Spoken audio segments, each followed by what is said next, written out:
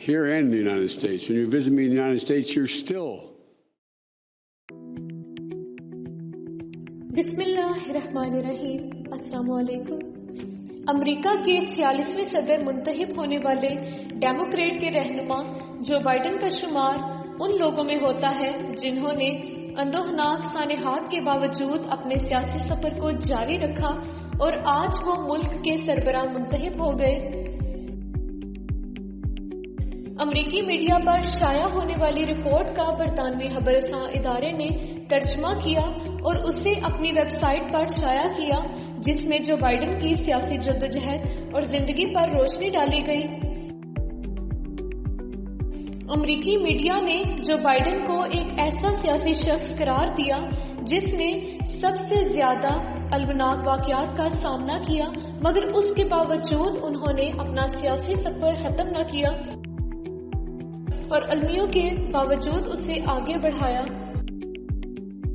तारीख पैदाइश। अमरीकी मीडिया रिपोर्ट के मुताबिक जो बाइडन 20 नवंबर 1942 को रियासत पेंसिल्वेनिया के कस्बे स्क्रिंटन में एक मेहनतकश के यहाँ पैदा हुए।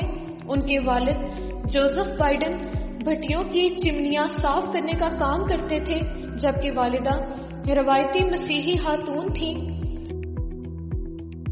जब जो बाइडन की उम्र 13 बरस थी तो उनके वालिद रोजगार के लिए खानदान समेत पेंसिल्वेनिया से डेलावेयर मुंतकिल हो गए थे। इस इलाके में जो बाइडन ने स्कूल में दाखिला लिया और फिर आर्च मेयर एकेडमी में दाखिला लेकर मजीद तालीम हासिल की। मीडिया रिपोर्ट के मुताबिक जो बाइडन बचपन में हकला कर बोलते थे। वो बचपन में अपना नाम बाय बाय करके बताते थे, जिसकी वजह से उनका नाम यही पड़ गया था। ट्रंप को शिकस्त जो बाइडन अमेरिका के सदर मुंतखब। जो बाइडन ने हिम्मत नहीं हारी और मुस्तकिल मिजाजी के साथ अपनी बोली को ठीक करने की कोशिश की, जिसमें वो कामयाब हो गए। उन्होंने हकलाने की आदत पर काबू पाने के लिए मुंह में शीशे की गोलियां भी डालकर बात की और आईने के सामने खड़े होकर तवील नज़में याद की। जो बाइडन ने दौराए तालिब इल्मी अपने कद का फायदा उठाते हुए स्कूल की फुटबॉल टीम में शमूलियत एख्तियार की और कई बार अपनी टीम को फतह से हमकिनार करवाया। उन्होंने 1961 में स्कूल से तालीम मुकम्मल की, वकालत की तालीम। बाद जो बाइडन ने यूनिवर्सिटी ऑफ डेलावेयर में दाखिला लिया, जहां से उन्होंने तारीख सियासियात में ग्रेजुएशन मुकम्मल किया। उसके साथ ही उन्होंने यूनिवर्सिटी में भी फुटबॉल को जारी रखा।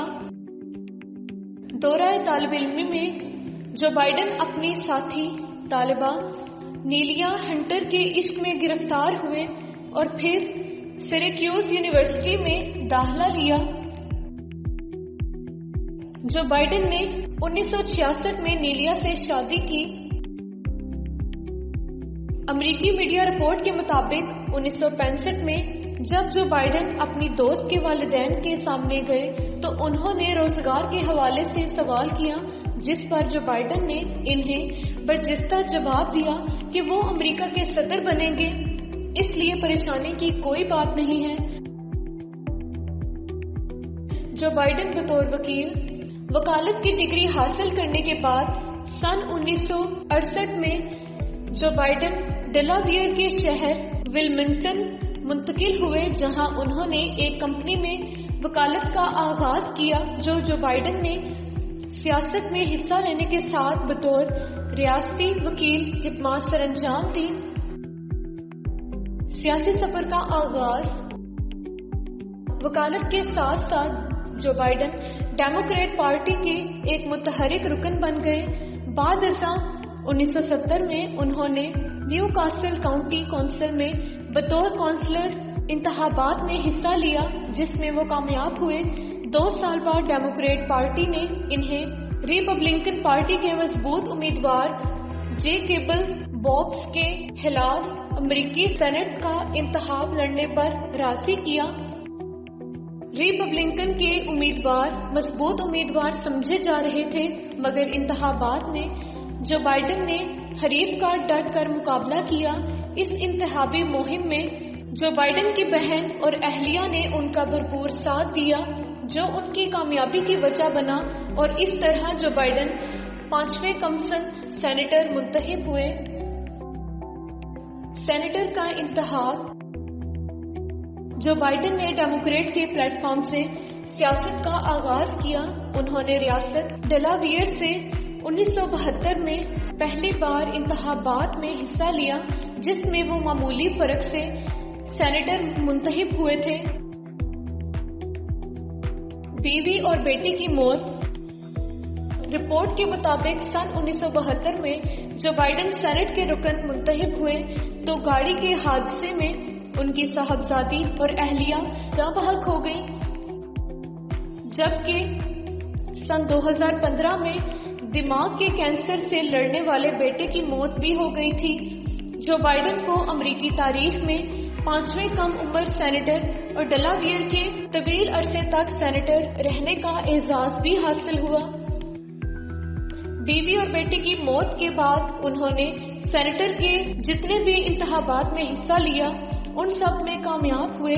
ان کے حلقے کے لوگوں نے اس سانحے کے بعد غیر رسمی طور پر جو بائیڈن کو اپنا مستقبل نمائندہ قرار دیا۔ جو بائیڈن پر چوری کا الزام۔ Every major crime bill since 1976, every minor crime bill has had the name of the Democratic senator from the state of Delaware, Joe Biden. I sat next to Strom Thurmond. No.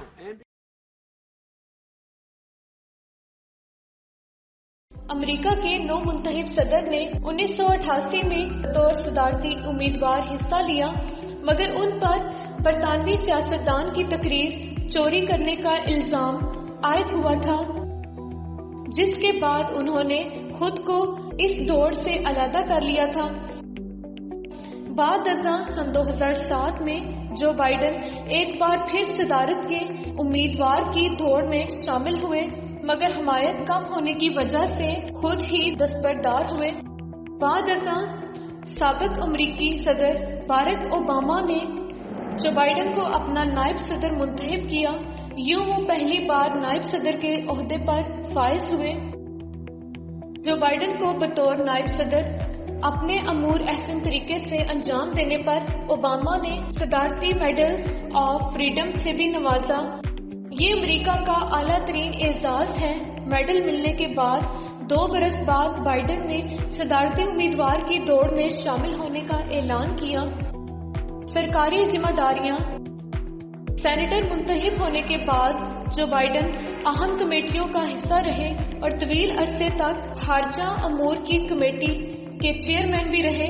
انہیں خارجہ معاملات میں ماہر اور تجربہ کار فرد کی حیثیت سے بھی جانا جاتا ہے، کیونکہ انہوں نے اسلحے کی دوڑ میں قابو پانے کے لیے روس اور امریکہ کا معاہدہ طے ہونے میں اہم کردار ادا کیا تھا۔